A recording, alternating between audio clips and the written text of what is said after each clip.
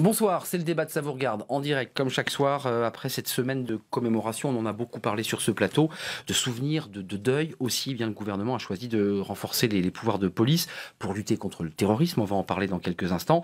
Après l'état d'urgence prolongé de 3 mois et le débat houleux autour de la déchéance de nationalité, eh bien c'est un deuxième texte en moins de 6 mois qui va s'intéresser aux questions de renseignement et de terrorisme. Après les attentats de Charlie, de l'hypercacher, il y a eu bien sûr ce drame terrible du 13 novembre. La France une nouvelle fois frappée par des islamistes radicaux. On va bien sûr examiner ces mesures. Est-ce qu'elles sont suffisantes? Est-ce qu'elles nous protègent? Ça, c'est un vrai sujet. On s'intéressera aux critiques venues de la gauche, de certains magistrats, des avocats. Est-ce qu'il faut craindre de nouveaux attentats? Ça, c'est une question évidemment importante que se posent les Français parce que, eh bien, aujourd'hui, une nouvelle agression d'un professeur dans une école juive. Il a été agressé à proximité de l'école, dans les rues de Marseille, par un individu de 15 ans, radicalisé, se revendiquant de l'État islamique. On va en parler dans quelques instants. On fait le point ce soir, évidemment, avec vous, avec toutes les questions posées sur les sites lcp.fr. Le JDD, bien sûr, notre partenaire. #CVR. Je vous invite, bien sûr, à tweeter. N'oubliez pas notre page Facebook pour être totalement complet sur les réseaux sociaux. Luc Kervounas, bonsoir. Bonsoir. Vous êtes sénateur socialiste du Val-de-Marne. Vous êtes le maire d'Alfortville. Vous êtes un très proche de Manuel Valls. On vous écoutera, évidemment, sur le climat et puis sur ce projet de loi. Il a été dévoilé. Il est aujourd'hui au Conseil d'État et il suscite quelques remous au sein de votre majorité. Merci d'être là. Danielle Simonet, bonsoir. Bonsoir. Vous êtes conseillère de Paris du Parti de gauche, coordinatrice du Parti de gauche et l'une des porte-paroles. Vous êtes deux porte-paroles de votre parti. Merci d'avoir répondu à notre invitation. Mohamed Sifawi est avec nous. Bonsoir. Vous êtes journaliste, enquêteur. Vous travaillez depuis un peu moins de 30 ans sur cette question de l'islamisme radical. Ce livre, qui est une réédition de 2013, mais qui est évidemment enrichi. Pourquoi l'islamisme séduit-il, chez Armand Collin. Et puis, vous avez créé une association, on y reviendra, l'association du 11 janvier. On essaiera de savoir bien ce qui vous a poussé à créer cette association. Merci en tout cas d'être avec nous. Thibaut de Montbrial, bonsoir. Vous êtes avocat au barreau de Paris. Vous avez travaillé sur plusieurs affaires sensibles et vous avez sorti ce livre coup de poing en 2015, Le sursaut ou le chaos. Il est sorti il y a quelques mois et vous êtes le président du Centre de réflexion sur la sécurité intérieure. Je l'évoquais tout à l'heure, c'est vrai que actualité oblige, après les discours, notamment le discours de Manuel Valls devant l'hypercacher, c'était samedi, une nouvelle agression antisémite, vous allez le voir sur ces images, dans les rues de Marseille, à proximité d'une école juive. Le professeur âgé de 35 ans a été agressé par un individu de 15 ans qui bien s'est revendiqué de l'État islamique. Au nom d'Allah, a-t-il agressé, a-t-il expliqué avoir agressé cet homme? Cet homme s'est défendu, a pu mettre en fuite son agresseur. Ses jours, évidemment, ne sont pas en danger ce soir. Écoutez d'abord les premières réactions du procureur de la République de Marseille. Il a revendiqué avoir agi ainsi au nom d'Allah, de l'État islamique, répétant avoir agi à plusieurs reprises au nom de Daesh. Voilà, Daesh, une nouvelle fois dans la bouche de ce garçon de 15 ans. On reviendra sur les autres affaires. Écoutez ce que disait Manuel Valls samedi à 18h dans un hommage poignant, émouvant, justement devant l'hypercacher, là où sont morts 4 personnes. Écoutez ce que disait le Premier ministre.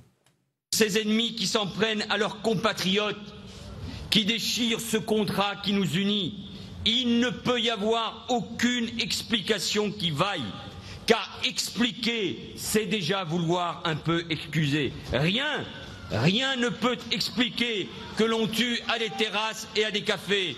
Rien ne peut expliquer que l'on tue dans une salle de concert. Rien ne peut expliquer que l'on tue des journalistes, des caricaturistes qui expriment leur liberté et que l'on tue des policiers qui sont là pour nous protéger. Et rien ne peut expliquer que l'on tue des juifs. On est rattrapé par l'actualité du Kervounas parce qu'il y a cette nouvelle agression antisémite, déclarée antisémite. Rien ne peut, aucune explication qui vaille, car expliquer, c'est déjà vouloir un peu excuser. Vous êtes sur la même ligne que le Premier ministre, j'imagine. Bien sûr, déjà, bonne année. Meilleurs vœux à vous. À tout le monde, et je souhaite à nos concitoyens que 2016 sera une année qui ne connaîtra pas des moments aussi tragiques que Charlie en début d'année 2015 ou bien les attentats du 13 novembre. Alors, que fait le gouvernement ? Beaucoup de choses ont été faites pour assurer la sécurité des Français. Nous avons recruté plus de policiers. Nous avons renforcé les moyens dans la justice. Nous avons fait passer une loi renseignement au mois de juillet. Et aujourd'hui, on le comprend bien. Nous avons un devoir impérieux d'assurer la sécurité de nos concitoyens. J'entends le débat qui traverse la gauche française comme la droite républicaine. ce débat-là, il faut l'entendre, et puis nous l'aurons au Parlement. Vous l'avez dit vous-même, le texte est aujourd'hui au Conseil d'État. Eh bien, les parlementaires dont je fais partie au Sénat, nous aurons à voir de quelle manière, si éventuellement il est à amender ou pas. Mais ce qui doit nous animer, tous ensemble, encore une fois, c'est la sécurité de nos compatriotes. Parce que malheureusement, ce qui s'est passé en 2015, oui, il va falloir vivre avec le terrorisme. Oui, mais notre responsabilité, à gauche comme à droite, et c'est pour cela qu'il a eu raison, le président de la République, de demander l'union nationale au Congrès le 16 novembre. Elle est loin, l'union nationale, là. Oui, mais en même temps... Elle s'est effritée, en tout cas. Le chef de l'État est le garant de nos institutions. Eh bien, nous sommes aujourd'hui avec lui, avec le Premier ministre, au travail. Il va falloir que nous donnions les réponses que nos compatriotes attendent de nous. Notamment sur la question de déchéance, parce que la rentrée parlementaire, c'est demain. Daniel Simon, les terroristes. Ce qui concerne les terroristes, bien sûr, sur la question de ceux qui seraient nés en France. Il ne peut y avoir aucune explication qui vaille. Je répète cette phrase parce qu'il l'a dite avec beaucoup de passion, on vient de l'entendre. Car expliquer, c'est déjà vouloir un peu excuser. Comment vous réagissez à ces propos très forts du Premier ministre? Est-ce que vous dites, après tout, oui, la situation est tellement grave qu'il faut cette union sacrée? Alors d'abord, ce que je déplore dans la phrase, c'est qu'il faut essayer de comprendre. Non pas pour excuser, parce que c'est évidemment inexcusable, mais on a besoin de comprendre, on a besoin d'analyser pour mieux combattre. On doit combattre ce qui amène à un moment donné ce jeune, par exemple de 15 ans aujourd'hui, à commettre cet acte inacceptable, intolérable, soi-disant au nom d'Allah, au nom d'une religion. Soi-disant, enfin vous en doutez Soi-disant. C'est pas que j'en doute, c'est que qu'est-ce qui amène un jeune de 15 ans à commettre un crime au nom d'une religion? Nous savons pertinemment que l'écrasante majorité des concitoyens de confession musulmane condamnent complètement ces actes. Et d'ailleurs, elles sont les premières victimes de par le monde de ce terrorisme islamiste. Donc comment à un moment donné, ce mouvement terroriste islamique est en capacité de recruter des jeunes, de leur mettre dans la tête qu'on peut devenir soi-disant un héros en commettant ces actes antisémites, en commettant ces assassinats. Donc je pense que c'est important pour lutter contre ce terrorisme islamiste. Sans excuser. Mais absolument, évidemment, c'est inexcusable. Et je pense qu'il faut comprendre, parce qu'on a une bataille à la fois idéologique à mener, et on a aussi une bataille idéologique à mener contre justement les tenants de ce terrorisme islamiste. Et nous avons également une bataille à mener pour permettre vraiment de donner les moyens humains au renseignement, à la justice antiterroriste et à la justice en général, parce qu'il y a un vrai et débat, en même temps à notre système éducatif, à nos mouvements associatifs, pour être en capacité de lutter contre cela. On est dans un contexte quand même très inquiétant, où on sait, personne ne peut dire et ne peut prétendre qu'il peut prévenir toute attaque terroriste. La goutte d'or jeudi, le danger, la personne il est tuée là. de 6 balles, Valence un peu avant, aujourd'hui cette agression, enfin c'est inquiétant quand même. Donc on a besoin d'analyser, de comprendre et de voir ce qui est utile. Et de combattre. Par exemple, et de combattre. Par exemple, je suis profondément scandalisée par la mesure relative à la déchéance de la nationalité, parce que tout le monde est d'accord pour dire que ça n'a absolument aucune efficacité. C'est un symbole, dit-on. Aucun candidat à une action kamikaze va tout d'un coup c'est l'argument qu'on entend, revenir sur sa décision de peur de perdre la nationalité. Mais si c'est un symbole, alors c'est un symbole raciste. Et je ne suis pas pour inscrire ce type de symbole dans la Constitution. Alors, parce que nous savons très bien qu'il n'y avait, qu'il n'y a pas de lien entre binationaux et terrorisme. J'ai regardé les tragiques événements du 13 novembre. Il y avait une minorité de binationaux. Donc pourquoi tout d'un coup jeter à la vindicte une partie de la population? Les terroristes veulent justement... même si 75% des Français disent... On le souhaite, il est nécessaire de le faire. Oui, Mohamed Sifawi. Vous avez le même chiffre qui pense que les mesures qui sont prises ne sont pas efficaces. Mohamed Sifawi, je ne veux pas qu'on fasse le débat sur la déchéance. Moi, la question qu'on pose ce soir et qu'on se pose nous ici sur ce plateau, c'est... Et c'est vrai qu'on n'avait pas imaginé cette agression de ce professeur de 35 ans qui a réussi à se défendre. Il y avait une machette, il a fait fuir ce garçon de 15 ans, puis ils l'ont arrêté quelques minutes plus tard. Est-ce que ce soir... et on va revenir sur les mesures, est-ce qu'on peut dire qu'on est en sécurité, ou est-ce que ce soir il faut être d'une prudence de sioux, parce que c'est vrai qu'on a l'impression que le danger est partout? Alors, sans alarmisme aucun, il est évident que le danger est partout. Pourquoi ? Je vais dire quelque chose que les partis politiques connaissent très bien. Daesh a réussi à lancer une dynamique. C'est-à-dire qu'aujourd'hui, les actes terroristes vont prendre plusieurs visages. Ce sont des actes qui vont avoir une allure protéiforme. D'abord, les actions terroristes classiques préméditées, commanditées par l'organisation mère, Daesh, à partir de Syrie ou d'Irak, et perpétrées en France. Mais ensuite, il faut comprendre ce qu'est une organisation comme Daesh. C'est d'abord un socle de légitimation idéologique et de désignation de cibles. Pourquoi ? Parce qu'il ne faut pas oublier que ces gens-là ont une approche obsessionnelle de ce qu'ils considèrent être un fait religieux qui leur dicterait d'abord, mais il faut qu'il leur dicterait donc d'attaquer des cibles qui sont ainsi désignées, pour des raisons qui sont ainsi énumérées, et pour, je dirais, une légitimation qui est ainsi donnée. C'est-à-dire que l'acte terroriste n'est pas, dans le cas d'espèce, n'est pas un acte de violence gratuite. Il obéit incontestablement à la fois à une logique et à une idéologie. Alors, il y a l'acte qui est prémédité, les grosses opérations. Les grosses opérations. Ensuite, il y a cette légitimation idéologique qui va faire naître des vocations. Et aussi, dans ce contexte, c'est pour ça que je parle de dynamique, comme un peu ce que font les partis politiques au moment des élections, c'est qu'il y a des vocations qui vont naître, des gens qui vont croire que parce qu'ils se reconnaissent dans un discours, ils pensent pouvoir agir et passer à l'acte avec les moyens rudimentaires. Donc là, c'est incontrôlable, Mohamed Sifawi. C'est totalement incontrôlable. Moi, je ne donne pas là mon avis. Quand tout le monde se fout. Je donne, à partir de l'exploitation de la littérature, je dirais, islamiste djihadiste, ce que eux préconisent. Qu'est-ce qu'ils disent ? Tout Français est une cible pour vous. Évidemment, il y a des cibles prioritaires, la communauté juive, les forces de l'ordre, les personnalités, je dirais, médiatiques, etc. Ensuite, tout citoyen est pour eux une cible. Quels que soient les moyens utilisés, c'est bon de les utiliser. C'est-à-dire un couteau, un cutter, un marteau, voilà. Une voiture bélier, etc. etc. Bon, troisièmement, il leur est dit à leurs adeptes que, quelle que soit l'ouverture qui s'offre à eux, c'est-à-dire la possibilité de frapper quand vous pouvez, là où vous pouvez.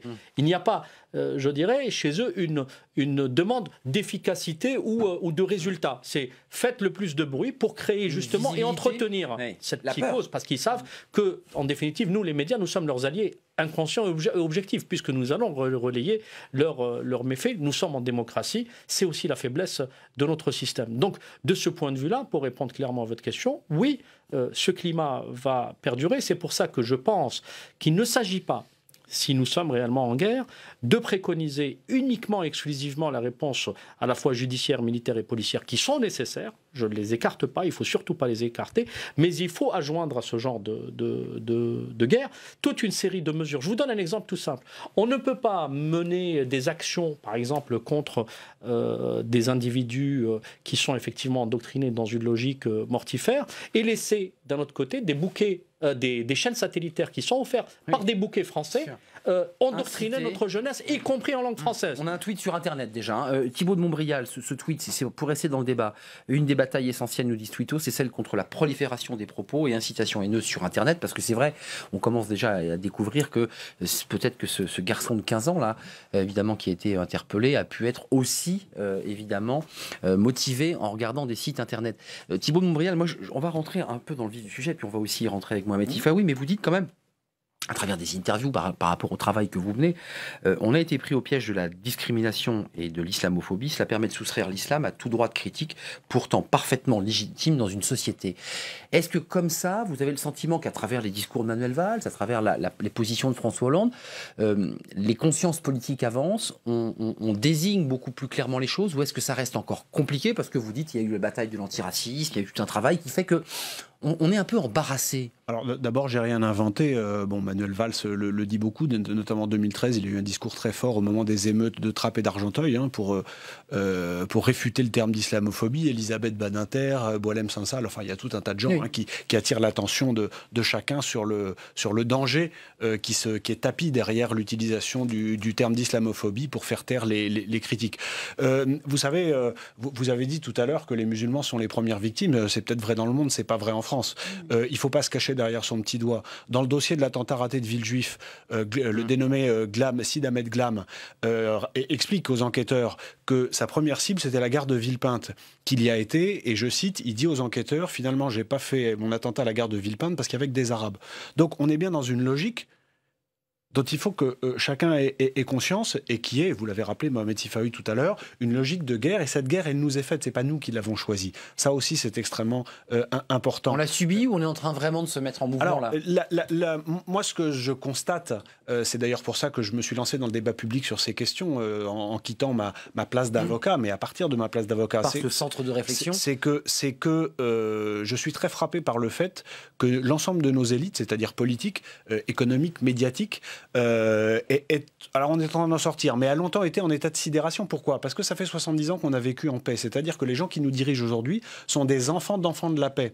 Et comme on est le pays des droits de l'homme et qu'on aime bien s'en targuer et considérer qu'on est en gros l'un des pays les plus formidables au monde, on ne comprend pas comment des gens aussi formidables que nous peuvent être attaqués.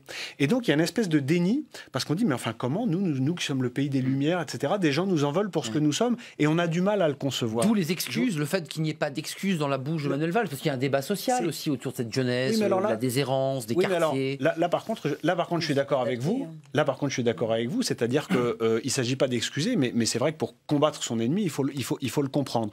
Donc, nous devons prendre non seulement des mesures dont on va parler, qui sont des mesures de sécurité, mais je pense que le combat de moyen terme, c'est un combat politique. C'est-à-dire qu'il faut imposer nos valeurs sans les renier, donc c'est là que c'est très compliqué, mais imposer nos valeurs, récupérer... Il y a une génération qui est perdue. Pendant une génération, on va voir des actes comme cela. Celui d'aujourd'hui, une génération, c'est quoi? C'est 15 ans? C'est 15 ans. 15 ans. 15 ans. On va avoir en France Au moins 15 ans. On va avoir en France des milliers de morts. On va avoir des milliers de morts. Il va y avoir un combat qui va être extrêmement rude. Et il va y avoir un passage qui va être compliqué. Il va falloir que l'on compte sur la communauté musulmane et sur l'immense majorité de nos compatriotes musulmans qui n'ont qu'une envie, c'est de vivre en paix dans les règles de la démocratie française et dans un cadre où les lois temporelles sont privilégiées sur les lois spirituelles et la religion, parce que c'est ça l'enjeu qui est l'enjeu capital. Et pour ça, il va falloir être résilient, rester, ne pas perdre nos nerfs, lutter contre les extrémismes de tout crin, et il y aura des tentations. Et pour ça, c'est important qu'il y ait cette prise de conscience. Alors elle commence, mais il faut aller beaucoup plus loin, et notamment sur des réaffectations budgétaires. Luc Cavounas, là je mets aussi les pieds dans le plat et on va avoir ce débat, parce que le débat est ouvert. La question de nos valeurs, la façon dont on intègre, la façon dont on s'intègre. Moi, en préparant l'émission, je découvre que Mohamed Sifawi a créé cette association du 11 janvier, formidable, avec l'idée aussi de travailler sur les questions d'Internet, un vrai travail. Et je découvre aussi que dans une interview, il indique que le gouvernement, globalement, était plutôt content. Dès lors que Mohamed Sifawi a dit qu'il allait s'intéresser de près aux frères musulmans, je ne veux pas dénaturer vos propos, et à l'UOIF, le gouvernement a dit « je ne financerai pas le 11 janvier » parce qu'il s'attaque. Alors peut-être que je... Pas le gouvernement. Enfin, en tout cas, ceux que vous avez rencontrés. Personnes travaillant dans des cabinets. Qu'est-ce qu'elles vous disent exactement pour qu'on ait le débat d'une manière, puisque c'est à vous qu'on l'a dit? En gros, certains technocrates, parce que ce ne sont pas des politiques, ce sont des technocrates, et c'est là où ça pose problème, très souvent dans cette administration, refusent catégoriquement d'engager la guerre idéologique qui est nécessaire contre les tenants de l'islam politique nourricier de ce terrorisme. Et en l'occurrence, qui est au cœur du problème, selon vous? Il est au cœur du problème. Qu'on le veuille ou pas, on peut se voiler la face comme on veut. Il est au cœur du problème. Parce que sinon, ça voudrait dire que ce terrorisme est juste de la violence gratuite. Et auquel cas, ce serait de la criminalité pure. C'est plus du terrorisme à connotation politique. Si c'est à connotation politique, c'est au service d'une idéologie. Et l'idéologie qui est le substrat et la matrice de ce terrorisme, c'est l'islamisme. Qu'est-ce que l'islamisme? L'islamisme se décline en deux versions. Soit à travers le wahhabisme, c'est ce qu'on appelle généralement le salafisme djihadiste, qui a une branche dite du takfir, ou alors la pensée des frères musulmans. Or, je pense qu'il faut assumer le fait qu'aujourd'hui, il est nécessaire de croiser le fer, idéologiquement parlant, à ces deux pensées. Il y a des pays arabes qui l'ont compris. L'Égypte en fait partie. Les Émirats arabes unis, certes, ce ne sont pas des démocraties, mais ils ont compris qu'il fallait... Ils ont chassé les frères musulmans d'Égypte. C'était ça, le mal profond qui rongeait le monde musulman et toutes les communautés musulmanes à travers le monde, parce que l'islam, quoi qu'on puisse en penser aujourd'hui, au-delà du fait spirituel que je dissocie avec le fait idéologique, est phagocyté par ces deux pensées intégristes qui sont nourricières de violence. Mais Luc Kervounas, comment vous expliquez, alors je me suis mal exprimé, c'était pas des politiques, c'était des technocrates, je peux comprendre, une espèce de frilosité sur ces sujets, puisqu'il faut venir au cœur des choses, parler des choses en mettant des noms devant ces problèmes. Comment vous l'expliquez? Et on voit les tensions qu'il y a à gauche. Monsieur, mais je dénonce suffisamment à chaque fois la technostructure. C'est aux politiques de faire société. Voilà. Et donc je ne sais pas qui vous avez rencontré, je ne vais pas commencer à commenter cela, mais nous entrons dans une période qui va être longue. 2015 a ouvert une ère différente pour nos compatriotes, pour les Français. Vous commenciez l'année, on nous souhaitait en bonne année. 2016, c'est une année où on bien sûr, parce que quand on fait c'est, je pense, une année où on va voir se démultiplier des actes isolés. C'est évidemment un combat sur nos valeurs républicaines, la devise républicaine, liberté, égalité, fraternité et laïcité. On voit bien que Daesh, qui est combattu, sur un combat politique, qui cherche à dire la laïcité dans l'école, justement, est la cause de tout. Donc il va falloir que nous soyons forts et que nous soyons fermes dans les réponses. Et pardon, Daniel Simonet, la binationalité, lorsqu'on veut déchoir des binationaux terroristes, ça n'a rien de raciste. Moi, je suis le maire d'Alfortville. Je sors d'un week-end de vœux. J'ai rencontré des centaines et des centaines d'Alfortvillais. Personne ne me parle comme vous le dites. Personne. Et c'est un binational qui vous parle grec et français. Je ne me sens pas du tout visé. Donc à un moment donné, qu'attendent les Françaises et les Français? Des actes politiques forts. Et c'est ce que nous sommes en train de faire. Après que derrière les débats, il y ait d'autres débats. On le voit bien, on le sent bien. Il y a des débats qui cacheraient des débats. Bien sûr. D'autres débats. De rapports de force internes à la gauche, j'ai bien compris. Donc il faut être aussi à peu près très honnête dans les choses telles qu'on les pose. Non. Réponse. Est-ce qu'il n'y a pas comme ça une forme d'angélisme? Non, c'est pas du tout de l'angélisme. C'est pas du tout de l'angélisme. De dire, mais attendez, c'est compliqué. On entend des choses concrètes là. Je vais vous donner un exemple. Il n'y a absolument aucun angélisme de ma part. Moi, je pense qu'on doit, par ailleurs, dans cette bataille idéologique, bien prendre conscience qu'il n'y a pas d'islam politique modéré. Et quand la France, par exemple, a un discours plus qu'ambigu vis-à-vis de la politique qui est menée en Turquie, alors qu'on sait pertinemment que les soldats kurdes sont les meilleurs combattants contre Daesh, qui sont en train d'être tirés dans le dos par le gouvernement de Turquie, qui se réclame d'un islam politique. Quand on voit que les victimes, Mohamed Brahmi, Choukri Belaïd du Front populaire tunisien, ont été assassinés par la même bande qui assassinait ceux de Charlie Hebdo, eh bien, sont dans une situation politique où le parti Ennahda, qui se réclame de l'islamisme politique, eh bien, a un rôle plus qu'ambigu sur le fait qu'il n'y ait pas eu d'enquête jusqu'au bout pour trouver les assassins. Donc, il n'y a absolument aucun angélisme de ma part. Au contraire, je pense que vraiment la bataille à la fois idéologique et à la fois la bataille au niveau des relations diplomatiques, le fait que comment ça se fait que la France, que François Hollande a continué à accueillir le représentant du Qatar, quels sont nos liens avec l'Arabie Saoudite quand on sait les liens dans le financement. Pensez qu'il y a une ambiguïté parce qu'on a... Bien sûr, totalement scandaleuse. Par contre, il y a un truc auquel on ne touche pas, c'est la Constitution de la République française. Remettre en cause le principe qui est inscrit dans l'article 1 de la Constitution de l'égalité devant tous les citoyens. Même ceux qui attaquent la France, Daniel Simonet, de la Déclaration des droits de l'homme. Même quelqu'un qui fait un attentat contre la France. Tous les hommes naissent et demeurent libres et égaux en droit. Et tout d'un coup, prendre une mesure symbolique sur les binationaux, alors qu'on sait qu'elle est totalement inefficace. Daniel Simonet, on sait pertinemment. Même pour un Français qui va tirer des Français au Bataclan. Mais ça ne sert à rien. Par contre, laisser penser et valider la bataille culturelle menée notamment par l'extrême droite française, qui veut faire croire que la question du terrorisme est liée à la question migratoire, est liée à la question musulmane, non pas dans l'islam politique et ceux qui se révèlent mais soi-disant, mettons un amalgame sur l'ensemble de celles et ceux qui croient, qui ont une pratique musulmane, c'est pas la même chose. J'avais gardé une petite phrase pour vous, Daniel Simonet, mais je la garderai pour plus tard sur le regard que portait Mohamed Sifawi sur la gauche, pas celle de Manuel Valls. Dites-moi juste, Luc Kervounas et Thibault Montbrial. Aujourd'hui, 8 ou 9 Français sur 10 sont d'accord avec la proposition de François Hollande. contre les terroristes de déchoir leur nationalité. 8 ou 9 Français sur 10 selon les sondages. On pourrait leur demander la question de la peine de mort sur les terroristes, on verrait ce qu'ils diraient. On est en train de revisiter l'histoire et la Constitution, parce que la déchéance de nationalité était déjà dans la Constitution en 1793. Nous sommes en train de dire face aux Français que nous sommes en train de nous invectiver les uns et les autres. Et qu'allez-vous leur dire quand il y aura un nouvel acte terroriste? Je vais leur dire qu'on ferait bien, au contraire, de donner beaucoup plus de moyens humains au renseignement humain, parce qu'on sait pertinemment... C'est pas incompatible, Thibault Montbrial. Mais pas du tout. C'est pas incompatible. 12 000 postes de police supprimés. Et Thibault Montbrial, allez-y, intervenez. Les annonces de François Hollande, même si elles sont appliquées, ce qui pour l'instant n'est pas complètement le cas, on en sera à peine à 10 000.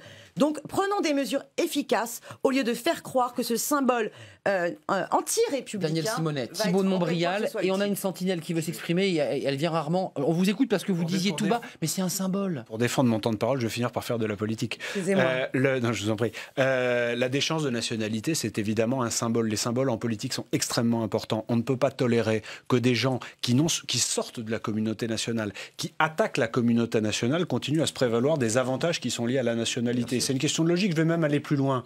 La France essaye de tuer les Français qui sont en train de combattre en ce moment en Irak et en Syrie avec Daesh. Donc d'un côté, on dira oui, mais on ne peut pas les déchoir de leur nationalité. Mais on les bombarde en les tuant. On les combat et on essaye de les tuer.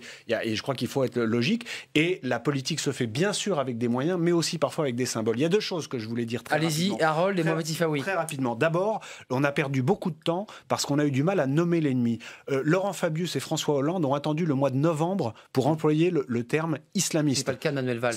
Manuel Valls a fait un discours remarquable dès le 13 janvier à l'Assemblée nationale. Mais le président Hollande parlait des chrétiens coptes, ce qui n'a aucun sens en parlant du massacre il parlait des citoyens égyptiens, ce qui n'a aucun sens au moment du massacre des coptes en février dernier, etc. Le Bataclan a réveillé notre président de la République. Tant mieux, mais nous avons perdu du temps parce que nous n'avons pas nommé l'ennemi. Le terrorisme est un moyen, et l'ennemi, c'est l'islamisme. Et la deuxième chose, c'est que il y a un piège dans lequel il ne faut pas tomber aujourd'hui, c'est sur les questions de déradicalisation. Vous avez des associations salafistes qui se proposent d'aider à la déradicalisation en venant dire... Ça se passe pas très bien en ce moment. En venant dire... Non mais attendez, parce que ça c'est très peu dit et c'est très important. En venant dire nous sommes contre la violence, laissez-nous expliquer ce que c'est que le réel islam à ces jeunes gens perdus et nous allons les remettre dans le droit chemin. Il ne faut pas perdre de vue que le terrorisme, c'est une chose, mais au-delà du terrorisme, ce qui menace la République française, ce n'est pas seulement le terrorisme, c'est l'islam radical politique. Et les salafistes qui essayent de jouer sur l'ambiguïté entre violence de paix, et absence de violence pour s'emparer de la question de la déradicalisation, garder finalement le contrôle, nous tendent à un piège redoutable. Vous êtes d'accord avec ça, Mohamed Sifawi? Les salafistes dits quiétistes, parce qu'il y a eu tout un débat sur le salafisme, c'est eux qui essaieraient finalement de récupérer ces jeunes brebis égarées pour les garder avec eux? Complètement, et pour juste, en un mot, étayer ce qui vient d'être dit, c'est que les pseudo-quiétistes qui n'existent que dans l'esprit de quelques naïfs ou ignorants sont des gens dont les idéologues n'ont jamais banni du corpus salafiste la notion du djihad. En l'occurrence, la nuance, c'est qu'ils disent « nous ne sommes pas prêts pour mener le djihad ». C'est un calendrier. Parce qu'ils se basent sur un verset coranique, pardon, je suis un peu technique et je fais un peu de théologie, qui dit « préparez-leur ce qu'il faut comme force et cavalerie équipée pour terroriser vos ennemis et les ennemis d'Allah ». Donc, sur le préparez-leur ce qu'il faut comme force et cavalerie équipée, donc ils estiment qu'ils ne sont pas prêts. Et les autres, c'est-à-dire ceux qui passent à l'action, disent qu'il faut passer à l'action avec les moyens appropriés. Donc, en fait, nous sommes en train de valider, en tout cas ceux qui s'aventurent sur ce terrain, valident une supercherie qui tend en réalité à préparer le terrain, certes à ne pas commettre des attentats tout de suite, mais à endoctriner, à prendre possession finalement d'une communauté, entre guillemets, une méthode sectaire en quelque sorte, et à la préparer pour à la fois des attentats plus tard, mais pire, à faire des attentats au quotidien contre les valeurs fondamentales de ce pays, en l'occurrence la laïcité, l'égalité homme-femme. Qui touchent les valeurs, là, qui ne touchent pas le corps, parce mais que les fameux quiétistes, par exemple, on peut en parler. La chose dont ils se distinguent, c'est de déscolariser leurs enfants. C'est de refuser la scolarité de l'école de la République. L'école de la République. Voilà. Et ça, on les fait passer pour des gens fréquentables. Donc, c'est une technique saoudienne qui, en réalité, après avoir créé le monstre, se rend compte que ce monstre peut se retourner contre son créateur et a mis en place une logique qui convoquent des idéologues qui disent à ces terroristes, attention, d'abord, vous n'avez pas le droit de frapper votre pays. 2, vous n'avez pas le droit de mener le djihad si l'émir ne le décrète pas. En l'occurrence, l'émir, c'est le roi d'Arabie Saoudite. Ou alors, lorsque la Oumma, c'est-à-dire la grande communauté musulmane, n'est pas unifiée, sous une seule bannière. Donc, en réalité, ils n'ont jamais, je répète, banni le concept du djihad et de la violence de leur corpus. Donc, toute cette logique de salafistes dits quiétistes est une grande supercherie. Alors, Harold, allez-y Harold, posez votre question, puis j'avais une question à poser à Luc Carvounas. Je voulais aussi vous montrer dans un sujet dans quelques instants les sentinelles, parce qu'il y a aussi un débat sur ces soldats, vous les avez vus, qui patrouillent aujourd'hui comme des militaires avec le casque à la ceinture. Harold, on est ravis de vous retrouver, vous êtes un militant de droite, vous n'arrivez pas masqué, on peut le dire. Vous êtes dans quel état d'esprit par rapport à ce sujet, Harold ? Moi, je pense qu'il faut d'abord essayer de comprendre pourquoi est-ce qu'un jeune de 15 ans a pu commettre un tel acte aujourd'hui. Je pense que la réponse est d'abord la non-culture. Alors, qu'est-ce qu'il faut faire ? Prendre des vraies mesures, pas des mesurettes qui, comme vous le disiez sur le plateau, n'auront aucun effet de d'échange de nationalité, mais prendre des vraies cultures, à commencer des mesures qui vont s'opérer à l'école, en apprenant d'une part vraiment quelles sont nos valeurs, et puis surtout vraiment apprendre aux jeunes, apprendre le français. Puisque c'est en sachant s'exprimer, en pouvant exprimer des idées, que ces jeunes, par la suite, pourront les exprimer donc dans leurs idées et non pas par la violence. Et puis l'autre point, il est très important pour moi de faire la distinction entre politique et religieux, et toujours avoir en tête que Daesh est d'abord un État politique et non un groupe religieux. Donc arrêtons de tous nous transformer un peu en imams en herbe, mais ayons une réponse politique forte. Bon, bah voilà, Harold, il dit des choses. C'est juste pour prolonger des tweets et ce que nous dit Harold. On a un premier tweet qui nous dit « Certains politiques avec un S d'une certaine gauche sont assez naïfs avec les radicaux islamistes ». Et moi, j'avais noté une petite phrase de Mohamed Sifawi qui dit il y a Valls d'un côté, et puis il y a une gauche qui est un peu la plus bête du monde. Je vous cite, il y a les Verts, il y a l'extrême gauche, qui ne parviennent pas à se hisser au-delà de la simple accusation. Je peux juste commenter ça. Vous commentez parce que ça, c'est ma phrase. Ça va être votre phrase et ça va faire du débat. Je vois Daniel Simonet qui n'est pas d'accord. Incontestablement, au moins deux gauches, en tout cas sur ce sujet-là. Il y a effectivement la gauche réconciliable, la gauche Manuel Valls, et je peux en témoigner, c'est quelqu'un, avant même d'être Premier ministre, qui est totalement sensibilisé à ce sujet depuis qu'il était maire d'Ivry, incontestablement, et qui est, je dirais, très conscient des enjeux par rapport à la fois et au terrorisme et à l'idéologie islamique. Et ensuite, il y a de manière transversale, dans les différents partis, que ce soit de gauche ou même ailleurs, au centre et à droite, des gens qui sont sensibilisés ou qui sont sensibles à ce sujet parce qu'ils ont travaillé ce sujet. Il y a d'autres, à gauche, qui sont complètement à la ramasse. Et c'est là où on voit une incohérence totale, pardon de le dire comme ça, quand, par exemple... Ça fait sourire le Carvounas, ce que vous dites. Hein. Mais parce qu'il sait que c'est vrai. Quand Manuel Valls, par exemple, de manière très courageuse, et c'était inédit, dit... les musulmans sont chez eux en France, mais la République ne veut ni des frères musulmans, ni des salafistes.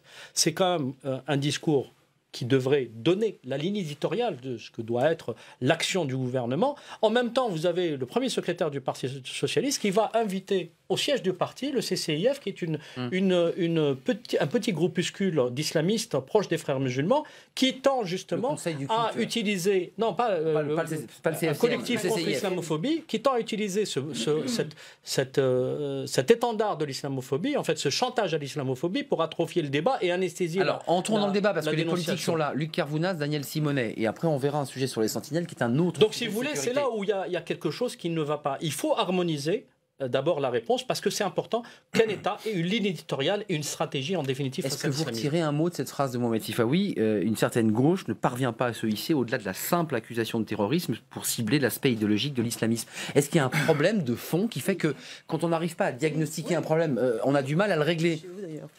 Le problème est chez vous, dit Daniel Simonet. Il n'y a pas de difficulté à le poser tel qu'il a été posé. Maintenant, moi, je vais vous dire, il n'y a pas de gauche.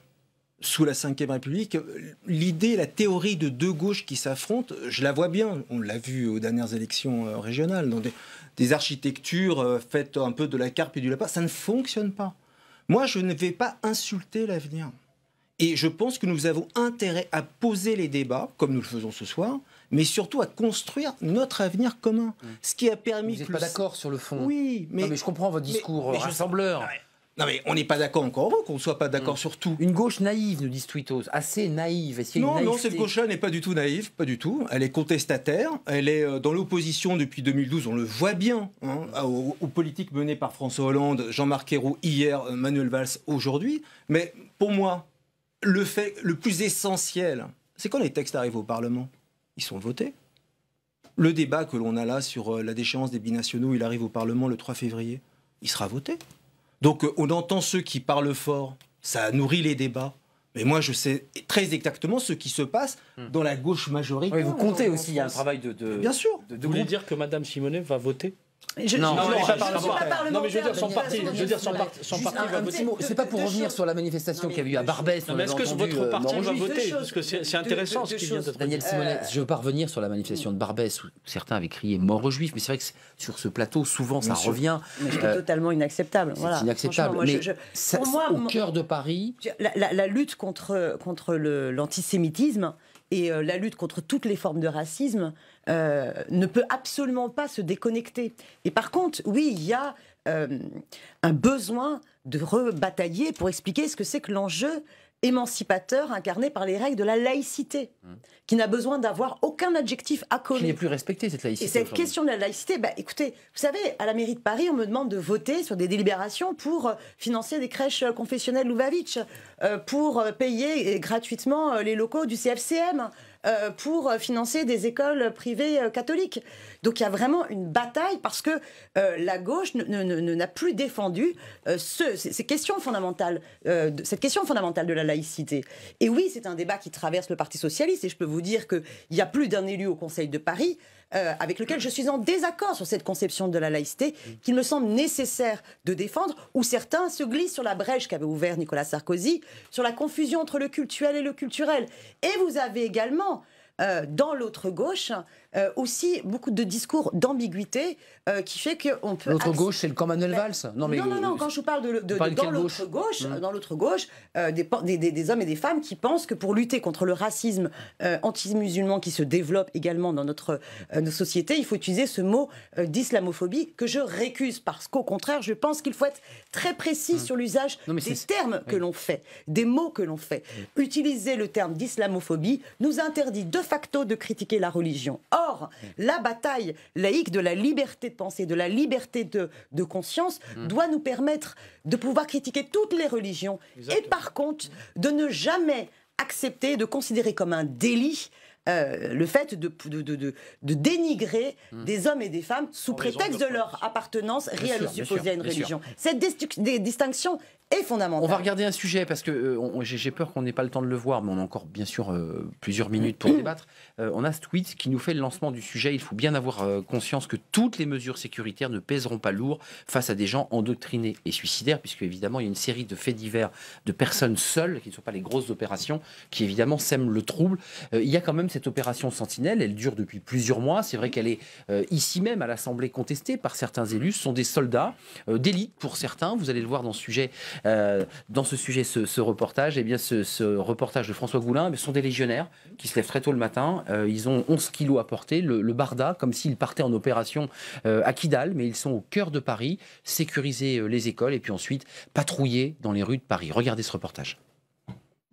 7h du matin, dans une caserne improvisée de Paris. Le café à peine avalé, les légionnaires viennent chercher leur équipement. Rien de très différent d'avec une zone de guerre, fusils d'assaut, pistolets, gilets pare-balles, casques et sacs à dos. Le 1er régiment étranger de cavalerie est prêt pour patrouiller dans la capitale. Arrivez dans le métro comme d'habitude, ok? Par deux, jusqu'à arriver à l'école, c'est bon? Des questions? Allez, on avance derrière moi. La destination de ce groupe, une école maternelle du 1er arrondissement.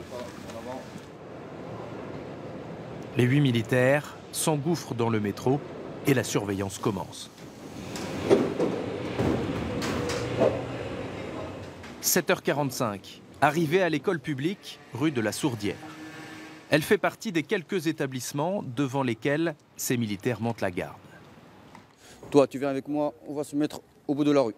Le maréchal des logis Rachid, 8 ans de Légion étrangère, procède comme s'il était en opération extérieure. Sa spécialité à lui, ce sont les chars d'assaut, mais ici, il sécurise poste ses hommes aux intersections et vérifie les poubelles alentours. Pour nous, il n'y a pas de différence, que ce soit à l'extérieur ou à l'intérieur. Notre mission, c'est de protéger les Français, mais on le fait, que ce soit à l'intérieur, que ce soit à l'extérieur. 8h20, l'équipe est en place pour l'arrivée des élèves. Bonjour Max. Bonjour. Bonjour Chloé. Une présence plutôt discrète, appréciée des parents. C'est plutôt rassurant pour les uns et les autres, donc j'y vois pas d'inconvénient. C'est dans l'air du temps, d'autant avoir ces temps troublés, donc voilà. Les portes de l'école se ferment, le soleil est levé, il est 8h30. Allez, en avant. Débute la seconde mission des sentinelles, quadriller le jardin des Tuileries et le Louvre. Ils le feront le reste de la journée, à scruter les milliers de visiteurs qui passent ici chaque jour. Le but, c'est qu'on essaie de patrouiller de manière aléatoire. On ne fait pas toujours les mêmes choses, on ne patrouille pas toujours au même endroit, on essaie d'être imprévisible. On se mêle à la foule, on regarde. Donc voilà, on essaie d'être le plus discret possible pour ne pas gêner les gens. Les touristes, eux, ne semblent pas impressionnés et apprécient de se sentir en sécurité. On a eu un peu de doute si on devait annuler le voyage ou pas, mais après quand on a vu à la télé combien c'était sécurisé, combien ils étaient présents à tous les endroits touristiques, ça nous a beaucoup rassurés et ça nous a encouragés à venir. Relevés toutes les 2 heures, les sentinelles peuvent aller se reposer dans des locaux à 2 pas du Louvre. Ces légionnaires-là en profitent pour apprendre le français. Ils sortent tout juste de formation. Il s'agit de leur première mission, comme beaucoup des 6500 militaires déployés depuis 1 an en Île-de-France. Harold, notre sentinelle, très rapidement, parce que voilà, il y a un autre sujet à découvrir, mais ces sentinelles, vous, quand vous les croisez dans Paris, je ne sais pas si vous baladez dans Paris, mais elles vous rassurent, vous dites c'est utile d'avoir des soldats et pas que des policiers?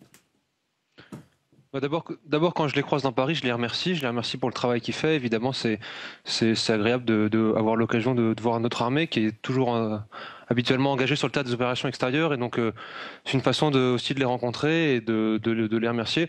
Ensuite, est-ce qu'elles sont utiles? Ça, c'est difficile de le juger et simplement l'avenir nous le dira. Thibault de Montbrial, l'avocat, mais aussi l'officier de réserve, je précise. C'est utile, pas utile? Il y a un débat financier, il y a un débat aussi opérationnel. Ce qui est très important, c'est que dans un premier temps, c'est utile parce que ça rassure, parce que ça dissuade. Mais le général de Villiers, qui est le chef d'état-major des armées, a dit à plusieurs reprises, notamment devant la représentation nationale, que cette opération ne pouvait pas durer indéfiniment parce qu'elle obère les missions extérieures, les temps d'entraînement et les temps de repos. Donc on va arriver très vite à un moment où il va falloir, dans le cadre de la réflexion sur les années qui viennent, repenser complètement notre sécurité intérieure. Quelques pistes en vrac. Il faut déléguer, notamment sur les sites Céveso, les sites industriels, etc. Il faut autoriser, évidemment dans des conditions contrôlées, mais on ne va pas rentrer dans les détails, les sociétés privées à être armées en employant des anciens policiers, des anciens militaires, etc., etc. Vous avez aujourd'hui les policiers qui... Pour libérer des policiers et des militaires du régalien. Voilà. Les CRS... Non mais attendez, il faut être pragmatique. Le général de Villiers... C'est la privatisation d'un service régalien. Mais le général... Non mais attendez, oui mais attendez, mais il faut être très clair. À ce moment-là, on fait quoi? On recrute 50 000 personnels, ou alors on recrute 50 000 personnels. Et on ne peut pas. Des réservistes, etc. Mais il y a un moment, il va falloir faire des choix. Nous sommes obligés de penser à toutes ces cibles qu'on appelle en langage technique des cibles molles, c'est-à-dire des endroits qui peuvent être attaqués et qui peuvent faire des dégâts considérables. L'armée, la gendarmerie, la police ne peuvent pas tout garder. Donc, il faut réorganiser tout ça. C'est un changement total de logiciel.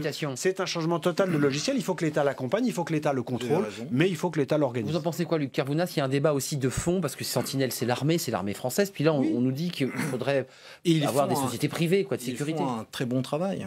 Moi, j'ai vu vos images sur Paris, mais ils sont aussi à Alfortville. Ils ont même été renforcés. Aujourd'hui, j'ai 6 soldats qui sont évidemment aux abords de la synagogue d'Alfortville et qui, depuis le 13 novembre, patrouillent dans les rues d'Alfortville. Et tout le monde me dit, c'est très bien, monsieur le maire, ça rassure. Par contre, il y a un débat à avoir, effectivement, sur le long terme. Comment nous allons faire pour renforcer la sécurité sans pour autant toujours utiliser nos soldats qui sont appelés à être sur les champs qui partiront au fond, en opération extérieure, entre autres.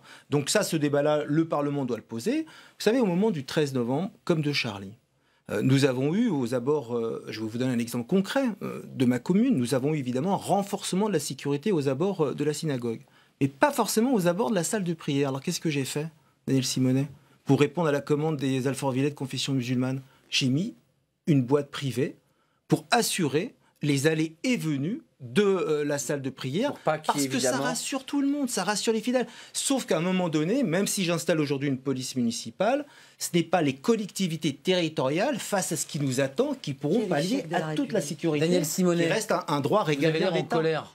Oui, je suis en colère. Pourquoi ? Parce que... On parle de pragmatisme, quelle défaillance bon totale, sens. mais quelle défaillance totale de la République d'en arriver à la privatisation des fonctions régaliennes de l'État. Voilà. Alors d'abord sur la question des sentinelles. Faute de moyens d'ailleurs. Il faut savoir que 7000 soldats, voire même plutôt 11 000 qui sont prépositionnés. Hélas, je dis bien hélas, mais ça ne sert à rien. Ça sert psychologiquement à mettre en place un sentiment qui rassure, oui. Mais nous ne sommes pas sur des forces adaptées. Les sentinelles ne sont pas formées pour garantir des questions de sécurité en milieu urbain. Leurs armes ne sont pas adaptées. S'ils ont à un moment donné la nécessité d'usage de leurs armes, les conséquences pourraient être extrêmement problématiques. C'est ce que vous vouliez dire, Mohamed Tifaoui. Donc faisons attention. Et deuxième chose, mais arrêtons une bonne fois pour toutes de continuer ces politiques d'austérité qui ont amené Nicolas Sarkozy à supprimer plus de 12 000 postes. Et je suis ravie, en ce point-là, que M. François Hollande ait enfin reconnu le président de la République, qu'il fallait que, avec sa phrase, bien sûr, que le pacte de sécurité devait aller être au-delà, au-dessus du pacte d'austérité et de stabilité. Et d'ailleurs, je rajouterais aussi le pacte social et aussi le pacte écologique. Mais ça vous a plu, ça, en disant, après tout, mais oui, parce on a besoin d'argent, parce qu'on a besoin de restaurer les moyens d'intervention d'une police républicaine. 1, il faut plus de moyens humains. D'accord. 2, il faut une formation. Thibault Monbrial parle de pragmatisme. Mais et lui, on n'a pas de moyens. Est-ce que vous croyez sincèrement que de passer par des entreprises privées, d'abord, coûterait moins cher que le service public? Je ne crois pas. Les entreprises privées, c'est les entreprises qui paieraient pour leur protection. Je ne suis pas d'accord avec cela. Vous parlez d'échec de la République. Si demain, il y a un attentat dans le couloir de la chimie rhodanienne qui fait 50 000 morts, ce sera pas un échec de la République, alors que ces sociétés, et moi j'ai parlé avec des hauts magistrats, j'ai parlé avec des responsables de la sécurité, que ce soit civils, que ce soit policiers ou militaires, tout le monde est d'accord pour dire qu'il faut que les sociétés, là je parle des sites industriels, prennent en charge leur propre sécurité, mais il faut que pour ça qu'on leur en donne les moyens. Alors moi je parle de la sécurité sur l'espace public. Daniel Simonet, regardez, je suis persuadé que vous voulez savoir ce qu'en pense Mohamed Tifaoui, ces militaires, notamment de ces légionnaires du régiment de cavalerie.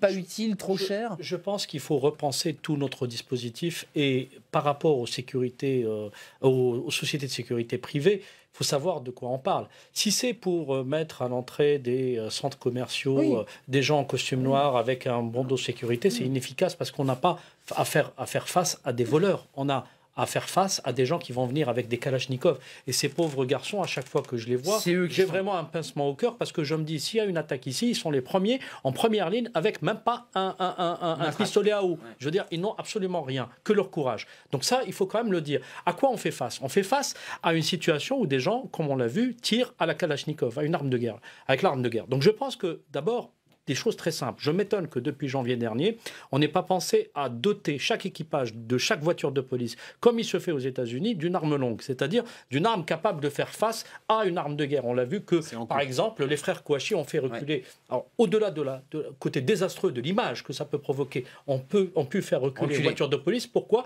Parce qu'on ne peut pas tirer avec un petit 9 mm face à deux armes de guerre, en l'occurrence la puissance de feu est déséquilibrée.